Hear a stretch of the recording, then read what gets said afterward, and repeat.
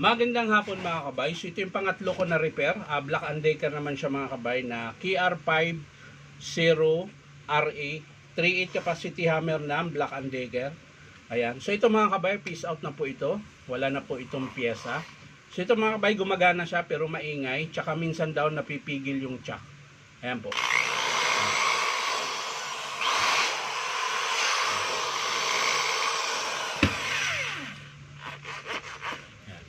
So pag binabari na daw minsan mga kabay, pag naipit, gumagana yung motor, itong chuck huminto na. So ngayon titingnan natin mga kabay kung anong dahilan. So tara mga kabay, samahan nyo po. So yan mga kabay, bubuksan ko na po siya. Ayan. So ayan, nakita kaagad natin yung problema mga kabay. Ayan. Ayan po. Kaya po siya maingay ay dahil po dito sa kanyang gear. Ayan.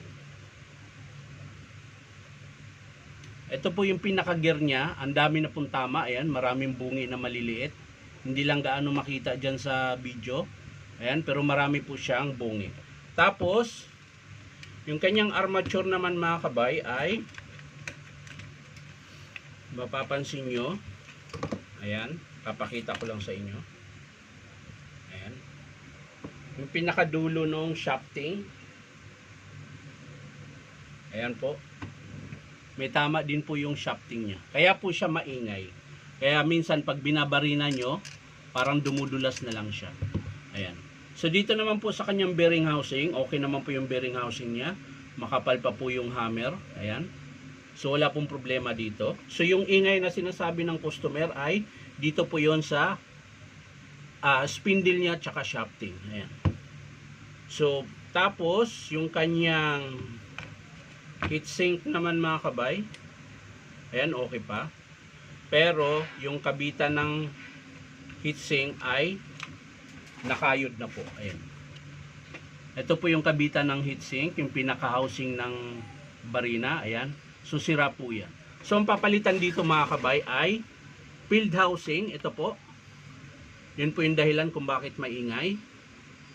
At armature spindle gear. So sa pag ganito mga kabay yung estimate, malabo na po ipapagawa yan ng customer dahil para ka na pong bumiling bago. Ayan. So ito, magagamit pa naman ng customer.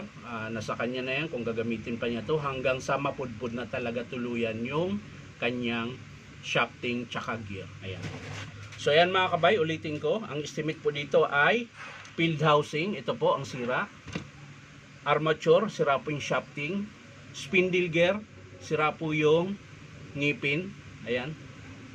So assembly po kasi yan. Hindi lang po pwede yung gear ang bibilhin, kundi pati spindle. Ayan. So ito babalik na lang natin mga kabay dahil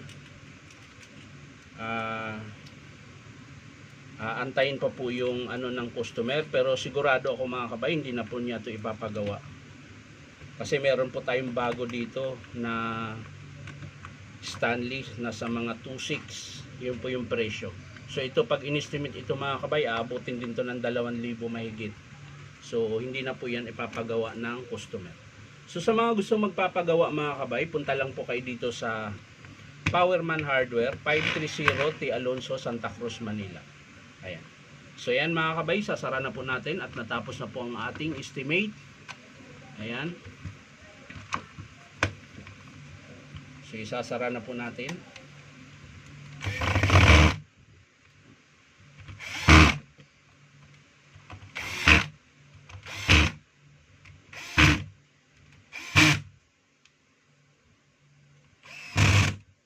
So yan mga kabay, maraming salamat sa panunood at palike and share na rin po.